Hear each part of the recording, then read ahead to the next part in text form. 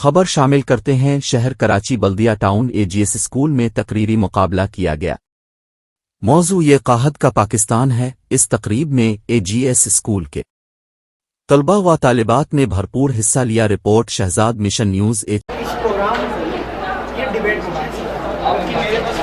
इस प्रोग्राम का मकसद ये है कि बच्चों के अंदर पोटेंशियल है और वो बच्चे आज इस प्लेटफॉर्म के बजाय आज यहाँ पर